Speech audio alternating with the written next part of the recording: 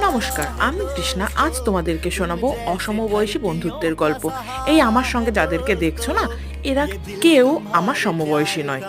এমনকি কিছু বছর আগে পর্যন্ত এদের কাউকে আমি চিনতাম পর্যন্ত না। আর এখন প্রত্যেকদিন বিকালে এদের সঙ্গে মোটামুটি ঘন্টাখানেক সময় না কাটালে যেন মনে হয় সারা দিনটা পূর্ণতা পেল না।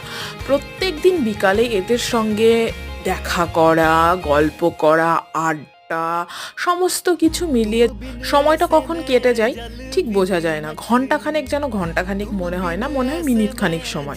বন্ধুত্বের যে সত্যিই কোনো বয়স হয় না তা প্রমাণ হয়েছে আমাদের এই বন্ধুত্বে। আমি বরাবরই মানুষের সঙ্গে মিশতে ভালোবাসি, নতুন মানুষ, নতুন জায়গা। তবুও যখন প্রত্যন্ত গ্রাম ছেড়ে এই শহরে আসি তখন আমার মনে হয়েছিল কিভাবে মিশবো নতুন মানুষের সঙ্গে। কিন্তু এই শহর আমাকে আপন করে নিয়েছে শহরের মানুষগুলো। আমাকে করেছে কাছের মানুষ। আমি তাদের কাছে অত্যন্ত কৃতজ্ঞ।